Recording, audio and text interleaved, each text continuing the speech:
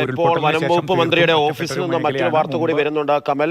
അതായത് കാട്ടാന ആക്രമണം ദുരന്ത നിവാരണ വിഭാഗത്തിന്റെ അടിയന്തര യോഗം വിളിച്ചിരിക്കുകയാണ് വനം മന്ത്രി.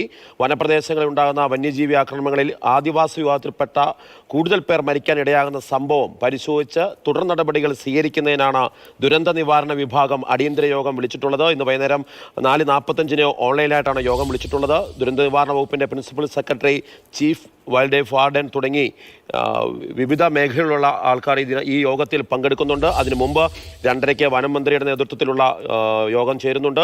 അതോടൊപ്പം തന്നെയാണ് കാട്ടാന ആക്രമണത്തിൽ ദുരന്ത നിവാരണ വിഭാഗത്തിന്റെ അടിയന്തര യോഗം വിളിച്ചിട്ടുള്ളത്. കമൽ, ഈ ഒരു സാഹചര്യം ഒരുപക്ഷെ സ്വാഭാവികമായിട്ടും ആ പ്രദേശങ്ങളിലുള്ളവർക്ക് കൂടുതൽ പറയേണ്ടി വരുന്ന ഒരു കാര്യമാണ്. വന ഏരിയ, എസ്റ്റേറ്റ് ഏരിയ, ഇവിടം വിട്ട് മാറി താമസിക്കാൻ കഴിയാത്ത സാഹചര്യമുള്ള സ്ഥലമാണ്. അവിടെ അവർക്ക് ഏത് രീതിയിലായിരിക്കണം ഇനി ഒരു സംരക്ഷണം ഒരുക്കേണ്ടത് എന്നുള്ള കാര്യത്തിൽ ഒരു അടിയന്തര തീരുമാനം ഒരുക്കേണ്ട സാഹചര്യം അവിടെയില്ലേ? അത്തരമൊരു ഇടപെടൽ ആ പ്രദേശത്തു നിന്നുണ്ടാകാനുള്ള സാധ്യത കാണുന്നുണ്ടോ?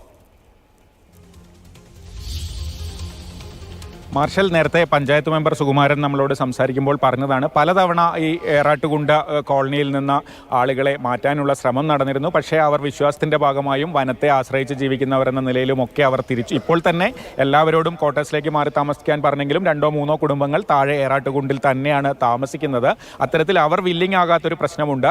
അവർ താമസിക്കുന്ന സ്ഥലം പൂർണ്ണമായും വനമേഖലയാണ്. അവിടെ എത്രത്തോളം സുരക്ഷ ഒരുക്കാൻ കഴിയും? അത് ആ മലയുടെ ചെരിവൊക്കെയാണ്.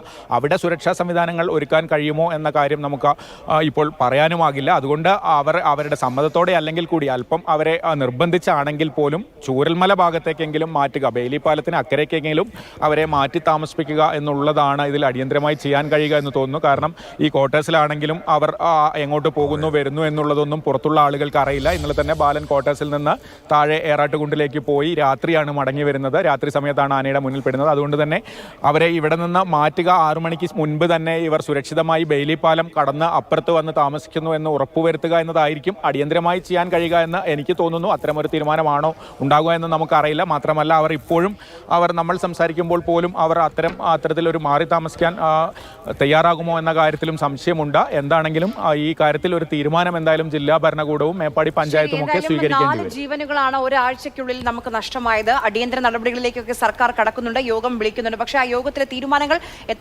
എത്രയും പെട്ടെന്ന്, വളരെ പെട്ടെന്ന് തന്നെ നടപ്പാക്കേണ്ടതുണ്ട്. കാരണം മനുഷ്യജീവനാണ് ഇങ്ങനെ കാട്ടാന ആക്രമണത്തിൽ, കാട്ടാന മാത്രമല്ല മറ്റു പുലി, കടുവ എല്ലാം നാട്ടിലേക്ക് ഇറങ്ങുകയാണ്. വലിയ ആശങ്കയാണ് മലയോര മേഖലയിലുള്ളത്.